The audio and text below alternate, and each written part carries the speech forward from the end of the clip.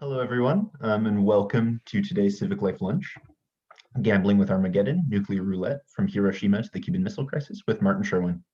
My name is Aidan Dembski, and I'm a senior at Tufts, majoring in history and environmental studies. I'm currently writing my senior honors thesis on the Global Classroom Project, an initiative of Professor Sherwin's Nuclear Age History and Humanities Center here at Tufts. The program rested on linking Tufts undergraduates with students in the Soviet Union, holding both joint satellite lecture courses, popularly called space bridges at the time, and physical exchanges, most notably 3 spring break trips from Boston to Moscow. Running from 1988 to 92, I'm using the program as a narrative case study, broadening the scope of the project and bringing together nuclear history, the Chernobyl disaster, educational politics, environmental literacy, and American diplomatic relations with the late Soviet Union. It's my pleasure to kick off the afternoon's event. We are grateful for the support of our wonderful co-sponsors this afternoon, including the History Department, the Political Science Department, the Fletcher School of Law and Diplomacy, the International Relations Program, the Environmental Studies Program, Tufts Institute of the Environment, the Study of the Center of Race and Democracy, and the Center of the Humanities at Tufts. Tisch College has many events and civic leaders visiting campus virtually this spring. This coming Monday, we will host Dr. Anthony Fauci as part of our Distinguished Speaker Series. And on Thursday of next week, we will host political commentator and journalist Chris Wallace as a part of the Edward R. Murrow Forum. You can find more information and register for those events by visiting tischcollege.tufts.edu/events. For folks in the Zoom room today, there will be an opportunity for you to ask questions during the event. If you have a question or two, please submit them via the Q&A feature at the bottom of your screen at any time. Tisch staff will be in touch with you directly for additional instructions, and they will do their best to get to as many of your questions as possible. Now it's my pleasure to introduce Martin Sherwin and our moderator for today, Philip Nash. Martin J. Sherwin is a historian, Pulitzer Prize-winning author, Professor Emeritus of Tufts University, and is currently the University Professor of History at George Mason University. While at Tufts, Sherwin acted as the Walter S. Dickson Professor of English and American History before retiring in 2007. Sherwin has authored A World Destroyed, Hiroshima and Its Legacies, Pulitzer Prize runner-up and winner of the Stuart L. Bernath and the American History Book Prizes. He is the co-author, with Kai Bird, of American Prometheus, The Triumph and Tragedy of J. Robert Oppenheimer, which won the Pulitzer Prize for biography in 2006. In his latest book, Gambling with Armageddon, Nuclear Roulette from Hiroshima to the Cuban Missile Crisis, Sherwin breaks down the events of this infamous crisis, but also explores the origins, scope, and consequences of nuclear weapons in the post-World War II world. Joining Martin Sherwin in conversation today is Philip Nash, Associate Professor of History at Penn State, Shenango. Dr. Nash has taught at Penn State since 1999. After earning his PhD from Ohio University, Dr. Nash held a postdoctoral fellowship at Harvard University and was Fulbright visiting professor at the National University of Singapore in 2010. His expertise is in recent US history, but he teaches on a variety of topics, including the Holocaust, Vietnam, women's history, African American history, and World War II. He often appears in the history podcasts at professorbuzzkill.com with the goal of making history accessible to all. His publications include the books The Other Missiles of October, Breaking Protocol, America's First Female Ambassadors, 1933 to 1964, as well as numerous book chapters and journal articles. We are honored to have both of you here, and we're looking forward to today's conversation. Thank you. All right, well, I'll go ahead and begin. Thank you, Aidan.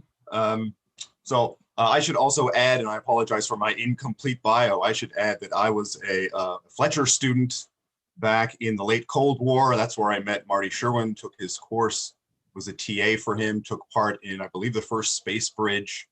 He supervised my half thesis, and ever since he's been a great friend and mentor. So people should know that as well in the interest of full disclosure. So thank you, Marty, for all that, for our long history together.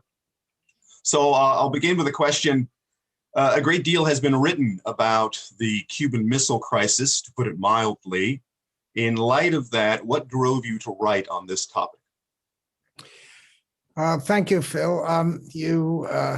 You left out the fact that you managed to improve the book by by reading it in draft twice.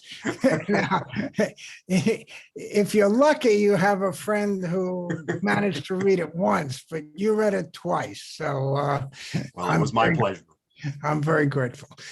So what, I guess a lot of things. For one thing, I'd been teaching the subject for, I don't know, 30 or 40 years. And the more I learned about it, the more I felt that it was the pivotal event of the Cold War. And I would like to write about that. For those who have read the book, you realize that I was in the Navy during the Cuban Missile Crisis.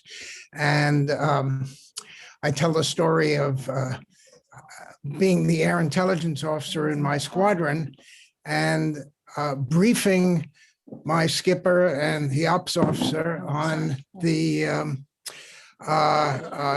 where we were deploying for nuclear war. So the combination of participation and my academic interests led to a decision to take this on. And it was quite a task. So it's where the personal met the historical. Good way to put it. Okay, great. So next comes the question that Cynthia Enlow likes to ask her colleagues at conferences, and I think it's a good one. What surprised you most about the missile crisis while you were writing the book compared to what you expected? I mean, as you said, you had taught it for years and years and years. You had obviously read deeply about the missile crisis. So once you dove into it at this depth, what surprised you most? Actually, there are a lot of things. The first thing to say is that when I started this project, the proposal I made to Knopf, my publisher, was the military and the Cuban Missile Crisis. I thought that hadn't been written about enough. And when I got into it, I discovered the first major discovery was that the Joint Chiefs of Staff had destroyed all their minutes of their meetings from 1948 to 1975. They did it in 1975, probably because of the Church Committee hearings. They didn't want those minutes subpoenaed. So that kind of took care of that subject. Since with that idea. That's a good idea. So I broadened it out, and I decided that one of the things that no one had done specifically for the Cuban Missile Crisis was to look back and ask the question, how did it begin? I mean, was it really just Castro's revolution? Well, if it was Castro's revolution, the critical question is, why did Khrushchev decide to put intermediate and medium range missiles in Cuba? I mean, there are a lot of ways to protect Castro other than using missiles.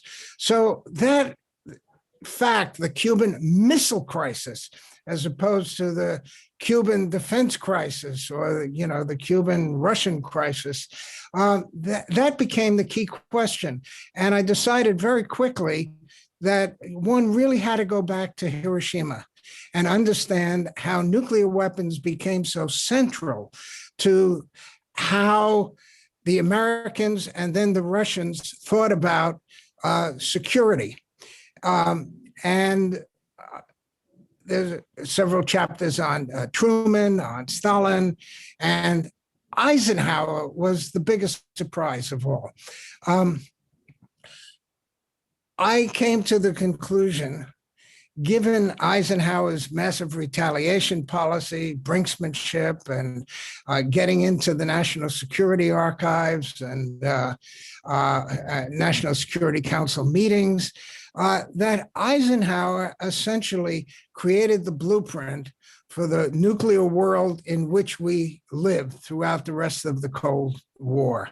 And he created the blueprint for Khrushchev, who decided, well, Eisenhower put Jupiter missiles in Turkey. Nobody has written about that better than Phil Nash in his book, The Other Missiles of October. But that was not a paid advertisement, by the way. Anyway, that book is a classic. And the connection between what Eisenhower did and what Khrushchev did is so evenly balanced. And it's fascinating. There were always consequences, and that's one of the things. So the Eisenhower administration's role was critical and more than I had thought. That's number one. Although if I had paid closer attention to the other missiles of October. Actually, I did. I mean, anyway, in the Kennedy administration during the Cuban Missile Crisis, two things really surprised me. One, I discovered that Adlai Stevenson had played a much more important role than he's ever been given credit for. That's number one. And number two, what was fascinating, because the chapters on the Cuban Missile Crisis follow the ex-com meetings and Kennedy's thinking about how to get those missiles out of Cuba very closely.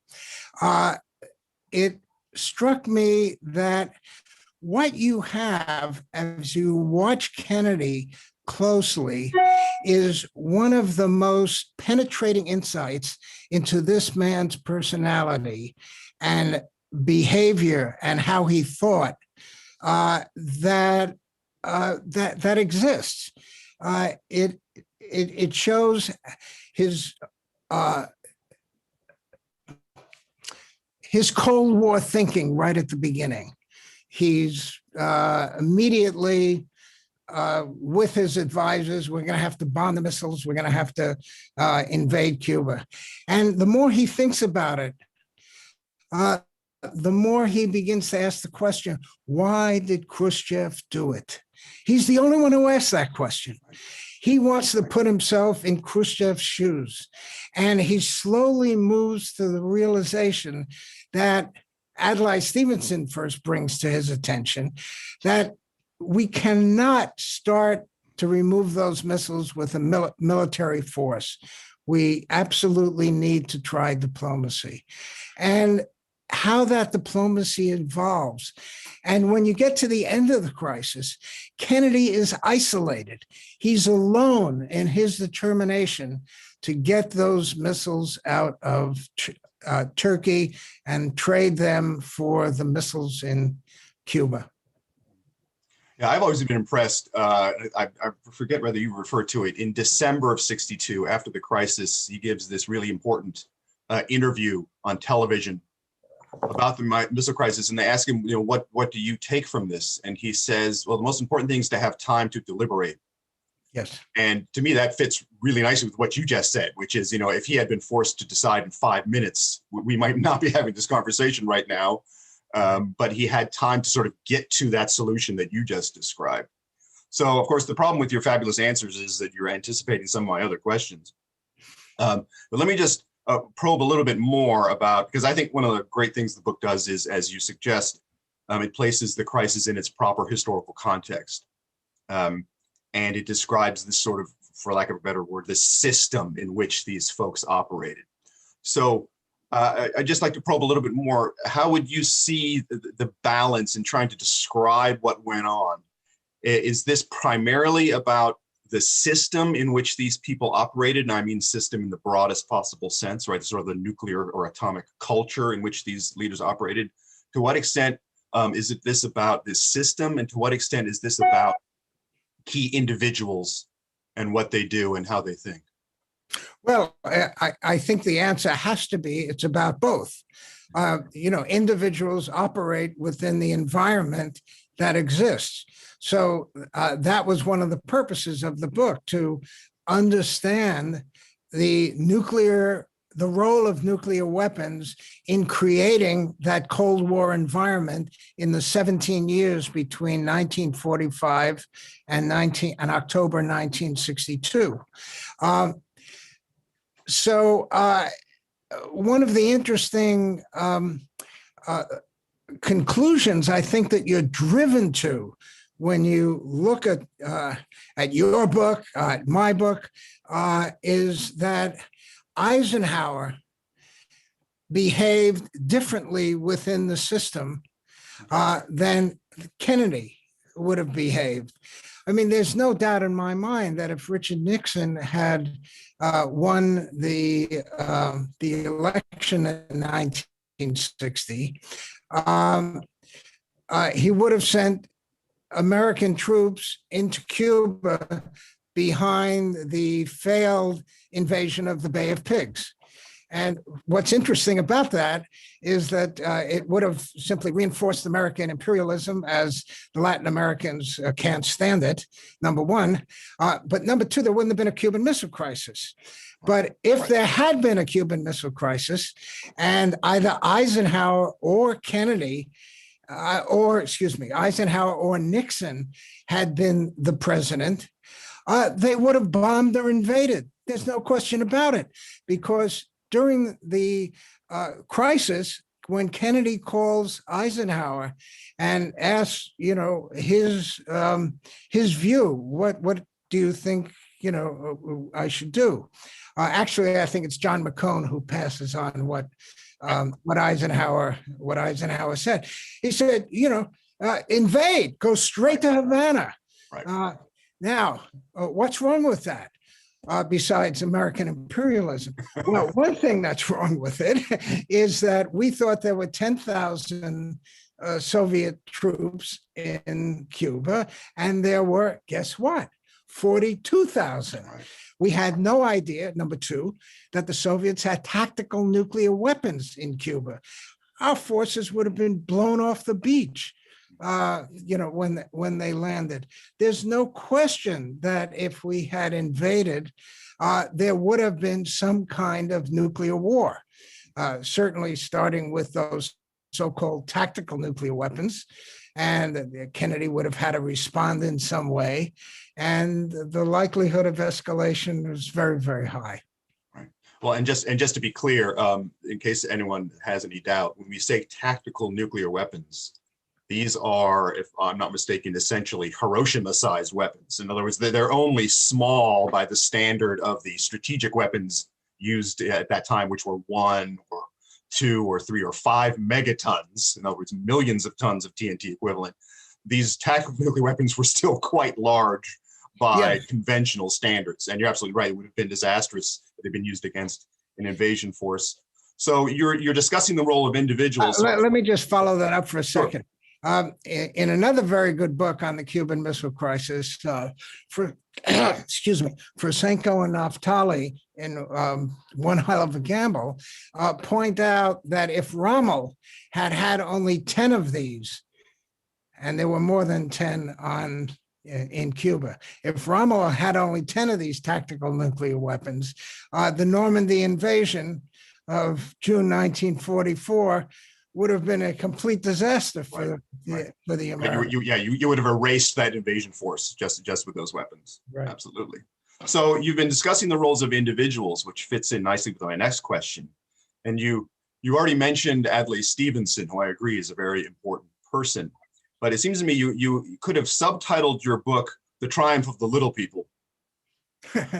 Who are some of the other key individuals involved in the crisis who you think get too little attention in many of the narratives we've seen up to this point? That makes me think. Besides Stevenson, Llewellyn Thompson, who was the American ambassador to the Soviet Union from 57 or 58 till about 61, I think. Actually, he stepped down just before the missile crisis. Right, in 62. So he becomes important because he He's the man who knows Khrushchev best, and Kennedy, is always curious. Why did Khrushchev do this? Sorensen plays an interesting role.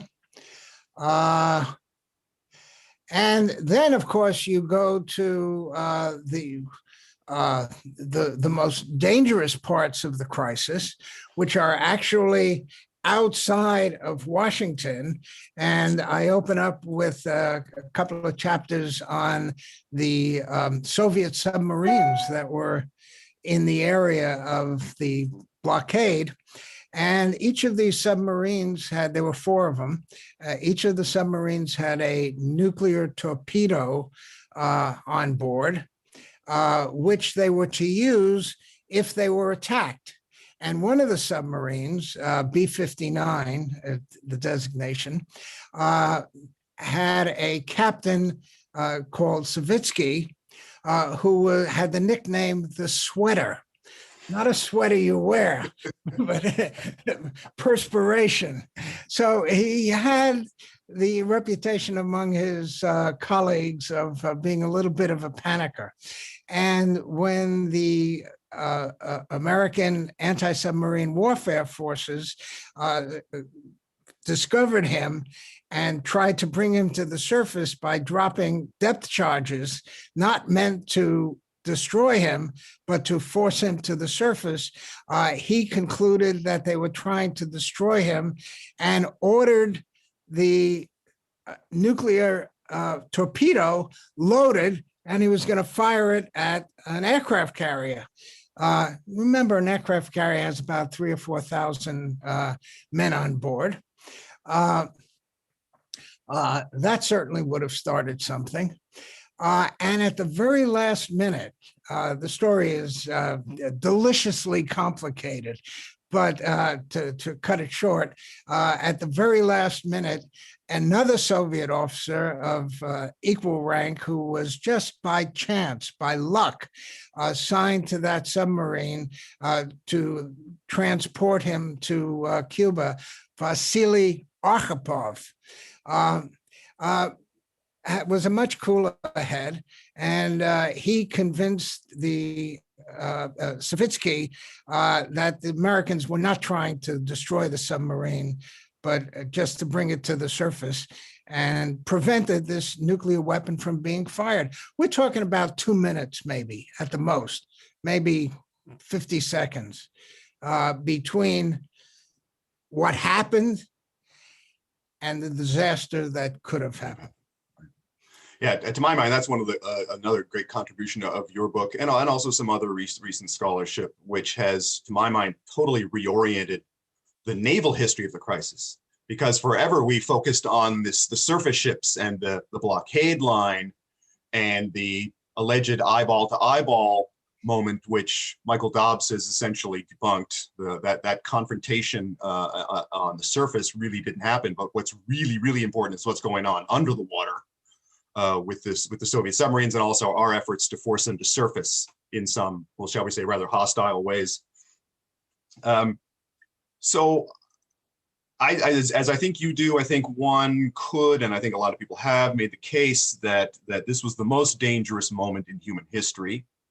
Having said that, to my mind, exactly how close we came to war is one of the great arguments scholars are having right now, and it's to me it's a very interesting argument because there is really good evidence on both sides that points in opposite directions. On the one hand, we've got leaders who, especially John F. Kennedy, who seem to be more calm and rational in the breach than we once thought, which would argue for a lower likelihood of war. And yet on the other hand, we have more and more evidence of the risk that you've alluded to of accidental war breaking out and spiraling out of control. I realize it's a false dichotomy, but I'm going to ask anyway. Where would you come down on this in terms of how likely nuclear war was, right? Agreeing that it's really, really dangerous and probably the most dangerous moment, but how dangerous? Well, I think it's 50 seconds from midnight. Michael Dobbs' a wonderful book is 1 minute from midnight. I'm moving it up 10 seconds. You're changing the bulletin clock. Right. It is absolutely true. And this is a very important lesson of the Cuban Missile Crisis. It is absolutely true that Khrushchev and Kennedy, by the end of the crisis, were both striving mightily to prevent sliding into nuclear war, while both of them were still acting politically to achieve something for themselves out of the crisis. Kennedy get the missiles out of Cuba, that was the bottom line. Khrushchev protecting Castro and getting the missiles out of Turkey. So there was still a danger, while both leaders were determined not to start a nuclear war, that they're pushing each other in order to achieve their individual goals could lead to a nuclear war. For example, by Saturday, by Saturday night, Khrushchev's in a panic. His troops have shot down an American U-2 that was flying over Cuba. That was not authorized, but of course the Americans assumed it was authorized. Then Castro writes Khrushchev a letter that night saying, look, if the Americans invade, you should fire all your intercontinental ballistic missiles at the United States and, start a preemptive nuclear war. Khrushchev says, this guy doesn't understand anything. I didn't put the missiles in there to start a war. I put the missiles in there for the same reason the Americans put the missiles in Turkey, to scare them, and prevent them from invading Cuba. Everything is falling apart in Khrushchev's mind, despite his commitment not to have a war. And it's similar on the Kennedy side. That's number one. Number two, it didn't matter that Kennedy and Khrushchev were determined not to have a war, because out there under the sea, this B-59 Soviet captain Savitsky of that submarine was about to fire a nuclear weapon at an American aircraft carrier. And as Michael Dobbs points out, there are a whole host of other potential crises that are initiated by the actions of people on the scene, on the front lines. So, I forgot to turn off my cell phone. Yes, President Biden. Yes, I'm sorry. Can't talk. Anyway. So just to follow up, it sounds to me like you might be a little skeptical about the whole concept of crisis management, because as people probably are aware, after the Cuban Missile Crisis in particular, a lot of scholars, particularly in political science, developed an entire, well, maybe not a subfield, but a subfield where they study crisis management. How do you manipulate force, and how do you manipulate deterrence, and how do you do this responsibly? And as far as I know, it seems to me there is a connection between the Cuban Missile Crisis and Vietnam in that regard, right? The idea that you can calibrate pressure on an enemy, I think, comes from the positive experience of the Cuban Missile Crisis. So is that true? Do you just sort of poo-poo crisis management based on what you've learned? Well, as I say in the book, at one point, McGeorge Bundy, during the Global Classroom Project that Aidan talked about, said to me after the session on the Cuban Missile Crisis, crisis managers cannot control everything. And that's where luck comes in. So it's not a question of poo-pooing it, it's recognizing the limits of crisis management. And, it's such a robust term, crisis management. We know how to, control all this stuff. And they can control something. They can think about it. And even they're thinking about it during that first week of the Cuban Missile Crisis, October 16th, 1962. On the morning, that morning, Kennedy is informed of the discovery of the missiles in Cuba. And October 22nd, in the evening, when he gives his speech and really creates the Cuban Missile Crisis. That's the crisis, those 6 days. Right, the public crisis. Know about it. And if you look at the meetings and the discussions, we're talking about, Secretary of Defense McNamara, Secretary of State Rusk, and Kennedy has these 14 advisors, including Dean Acheson coming in, Truman, Secretary of State. Some of the things they say in their crisis management mode are absolutely crazy. Right. They would have gotten us all blown off the planet.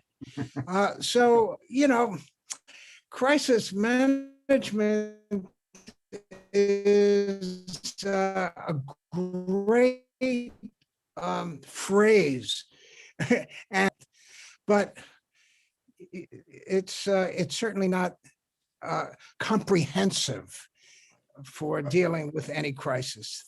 Right. It's almost like there was a lag because by 1962, both leaders, Khrushchev and Kennedy, are presiding over such vast and complex national security apparatuses that I think even compared to World War II, no one person could be completely in command of this thing. There are just too many moving parts. There's too much delegation, too many individuals whose judgment you're relying on. And maybe, and that's the kind of thing where in peacetime, in the routine, you never notice. You only notice your lack of control once the crisis starts. And in some cases, some of these accidents you refer to, we don't learn about them until years later when the documents are declassified. But you're absolutely right. It's not just the submarine. There are several other incidents in the missile crisis that we won't get into, which easily could have led to war or escalation as well. Absolutely. So from a different angle, we've got a few minutes left before we get to the Q&A. I realize there may have been several, but what was the biggest challenge you faced in writing this book? Writing the book. You just answered your own question. That's it. You're not helping. Well, I think you're asking about research, and as Kennedy said, as you pointed out at the end of the crisis, one of the things that's absolutely critical is time. Having time. Well, the same thing is true of this book. It was about 13 years, which is about half the amount of time it took me to write American Prometheus. So at this rate, you'll be cranking out books in 5 minutes. Right. In any case, well, the first challenge, as I pointed out, was discovering that it made no sense to try to write a book on what the Joint Chiefs were saying in depth. Fortunately, before those minutes were destroyed, the historian of the Joint Chiefs had an opportunity to review those minutes and take notes. And he too must have been very interested in the Cuban Missile Crisis and very aware of its importance. And so of course, I don't know how comprehensively the notes deal with what was actually there, but the notes are very good to give you a very clear idea of the Joint Chiefs' relationship to the crisis, their advice that they gave, and they were hawks beyond hawks. Mm-hmm. I think I quote the history of the Joint Chiefs, or say the Joint Chiefs were determined to get rid of Castro. They were anti-communist. They saw, the Cuban Missile Crisis as this great opportunity to get rid of Castro and General LeMay especially, but all of them supporting LeMay just thought, we can push the Russians around the way we want. And as LeMay told Kennedy, they won't do anything. Right. Kennedy didn't quite believe that. No, it was kind of an awkward moment. And of course, LeMay, and I suspect maybe even the others, even after the crisis was peacefully settled, LeMay felt like they'd been had. Right. Right. In other words, we had a great opportunity to sort of crush Castro's Cuba, and we blew it, which I think is also very, very revealing about the chief's attitude. On Sunday morning, when the announcement of Khrushchev's acceptance of Kennedy's commitment that the United States would not invade Cuba if Khrushchev removed his missiles, Khrushchev accepted this publicly by announcing it over Radio Moscow, make sure that there was no foul up. Well, when LeMay heard this, he was furious. As you said, we've been had. And he says to the other Joint Chiefs, I want to go see the president, and I hope you'll come with me. Where right. Who's with me? Well, let me just squeeze in one last question here. I got a couple minutes.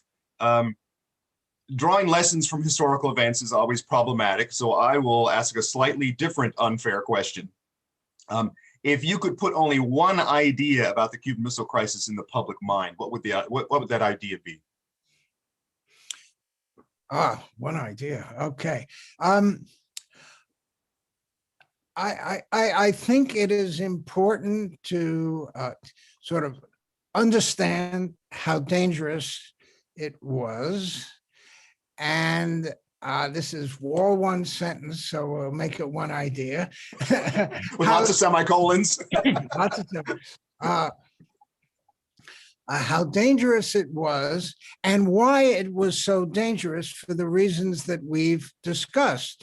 The limits of crisis management, the inevitability that things will happen that you don't expect, and that those things that happen that you don't expect could easily lead to an outcome exactly the opposite of what you are trying to achieve. Well put. Okay, so it is just about 12:40, so I think we should go to our Q&A. First, we will go, as I understand it, to the folks who submitted their questions in advance. Jessica will correct me if I'm wrong. Our first up is Oliver Bentley. So Oliver, please go ahead. Hi there. Please go ahead and ask your question of Dr. Sherwin. Hi, Mr. Sherman, thank you so much for being here. It's been really interesting to hear you. Thank you, Oliver. I'm interested, what do you see as the most likely cause of a nuclear war in the next 5 years? Well, nuclear weapons. And nuclear weapons in the hands of countries that are involved in serious disagreements. Number one would be India, Pakistan. South Korea is clearly a dangerous place. I don't think Iran, even if it got a nuclear weapon, would be in danger of starting a nuclear war. The Persians have been around for a very, very long time, and they want to continue to be around.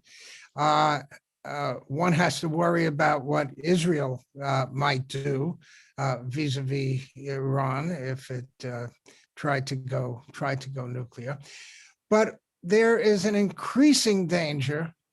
I certainly hope not of nuclear war, but as the Cuban Missile Crisis points out, you don't necessarily have to want a nuclear war to get into one, between US and China. What is going on in the area in the Far East is increasingly dangerous. I find this talk about China being our enemy, as you know, a lot of Cold War rhetoric. They're our competitor. They are not our enemy unless we make them our enemy. The United States has to recognize that the world changes. China in 2021, 22, 23, et cetera, is a very different place than it was under Mao Zedong.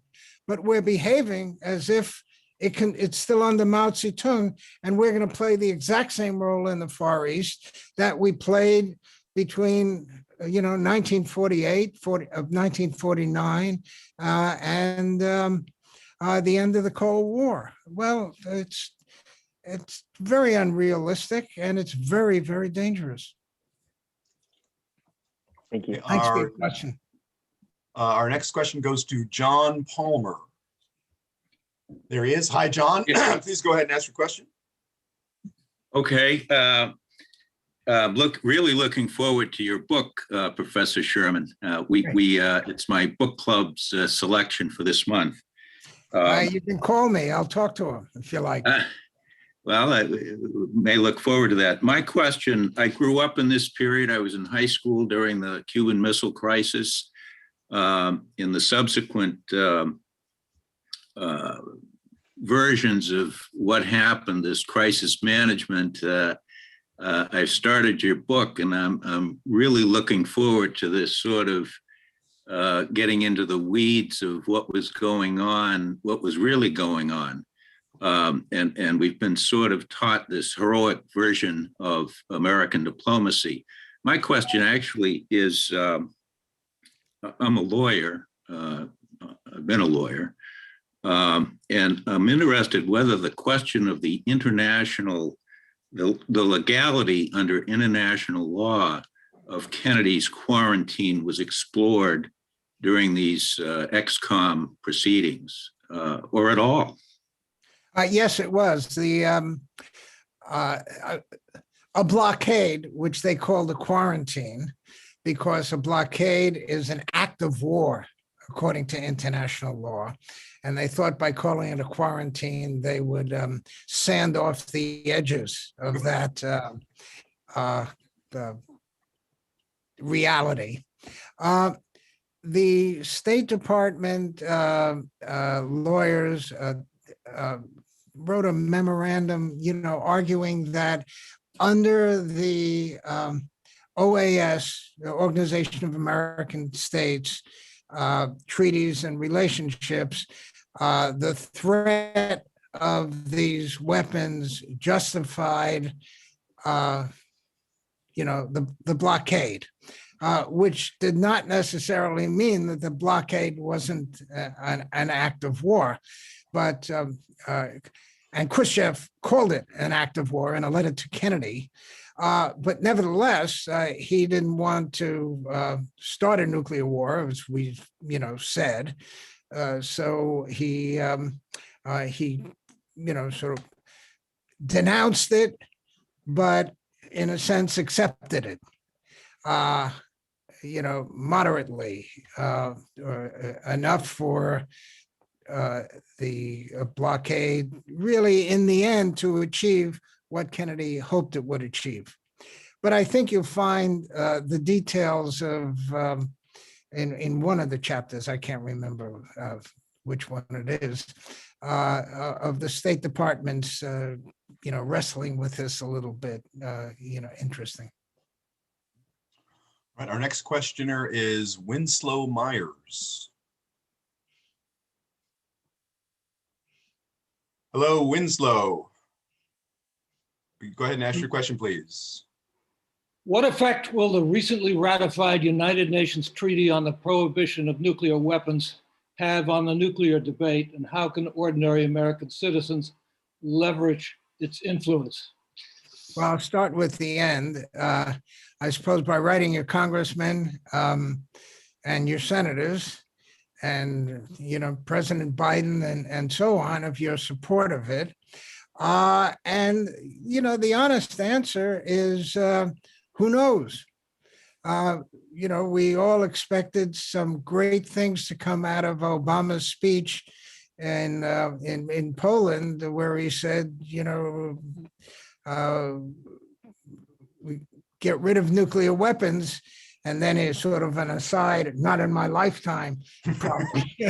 But, the idea of getting rid of nuclear weapons, all of these things are part of a historical process that we don't know how it's going to, work out. I even think Reykjavik is very important, where Gorbachev and Reagan met and almost agreed to abolish nuclear weapons.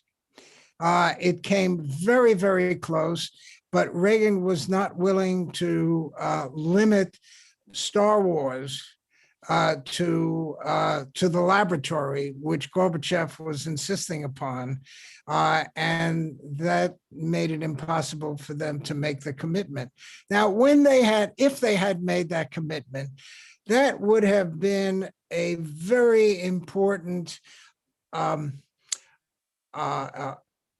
signal to the world that that's the direction we need to go.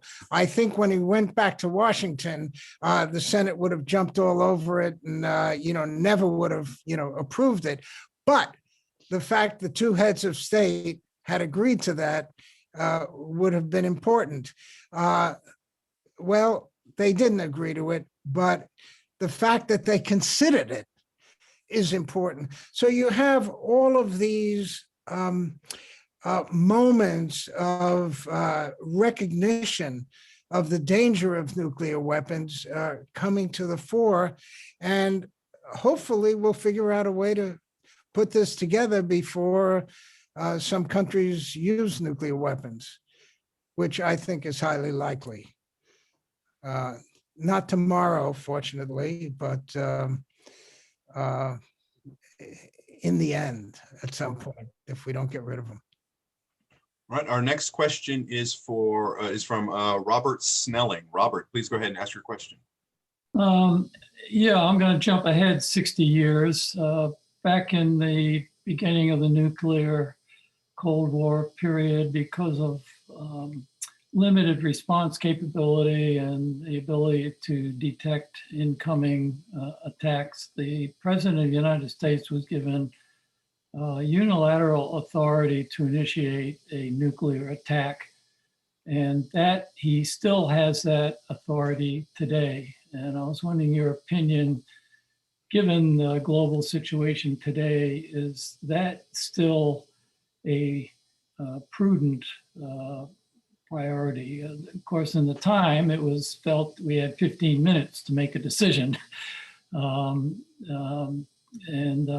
we were very limited in terms of how we could respond. Is that necessary today? Can we get rid of the football? One of my favorite photographs of the Cold War is Ronald Reagan in Red Square, surrounded by a lot of Soviets, and he's talking. I'm not sure if Gorbachev's there or not, but right behind Ronald Reagan in Red Square is this, I think it was the Navy officer carrying the football. And, that's a metaphor for the insanity of this process. There are a lot of things wrong with our current nuclear policies, and that's just one of them.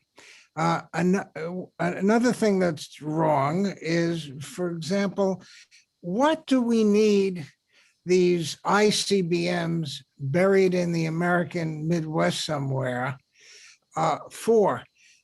All they are targets. We have a deterrent, if you believe in deterrence, a deterrent force of enough nuclear weapons on submarines, which are currently invulnerable. No one has to make a decision in 15 minutes. Let's say nuclear missiles are discovered flying over the North Pole or coming at the United States in some way. Why do we have to launch missiles from the United States before those missiles hit? Launching those missiles is not going to do any good. It's not going to stop them. Maybe it's a false identification, and they're not missiles, they're Canadian geese. We have the ability to retaliate if necessary with our submarines. So not only is the president's single authority, and it's not just the president's single authority, there are others in the chain of command who can launch nuclear weapons under certain circumstances.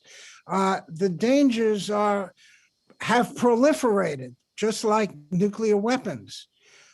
So you raise a very important point, which nobody is willing to face up to who is in a position of any kind of political authority. Thank you.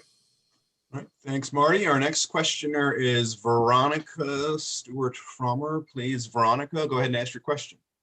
Hi, thank you so much for being here. This has been so fascinating, especially that last question.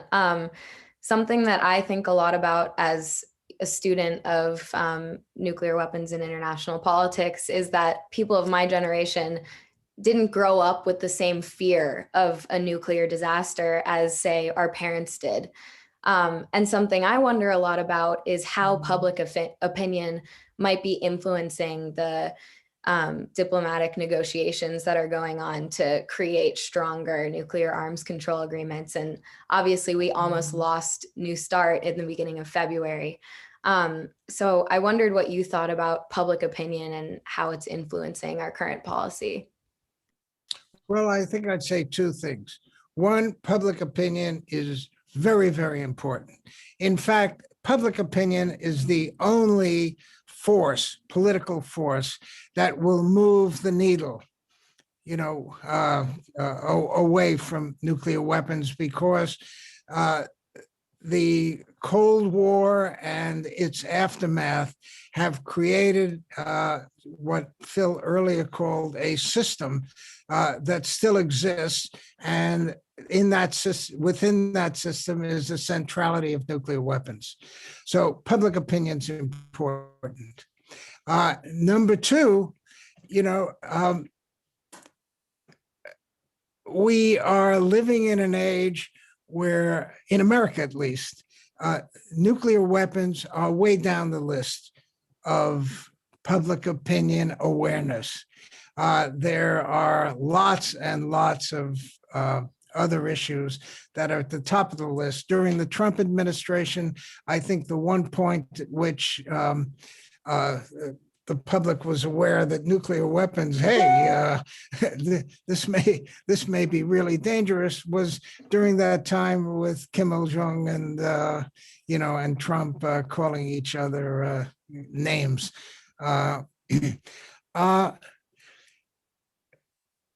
We need to mobilize public opinion, and we need to get the nuclear establishment, so to speak, part of the nuclear establishment, on board.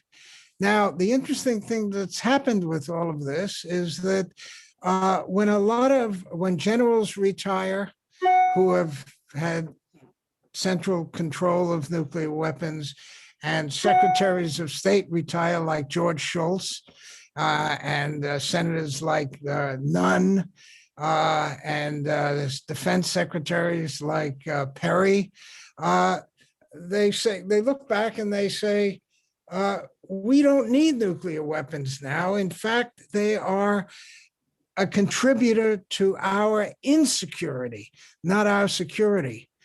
But we need people right in the center of government who really have something to say about that, to recognize that reality. And I think public opinion is the only thing that forces that needle. Thank you for that question. Thank you. Okay, our next question comes from Gary Goldstein. Gary, please go ahead with your question. Yes, hello, Marty. Hello, Gary. Yeah.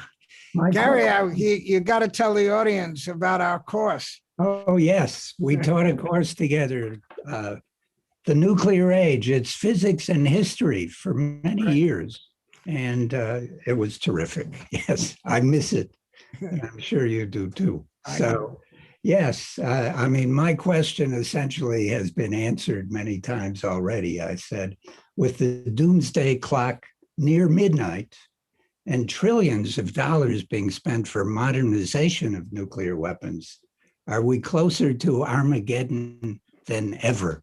And I just want to add, in respect to one of the previous questions, on January 6th, we saw Vice President Pence being ushered down the hallway, followed or preceded by a man who was presumably carrying the football.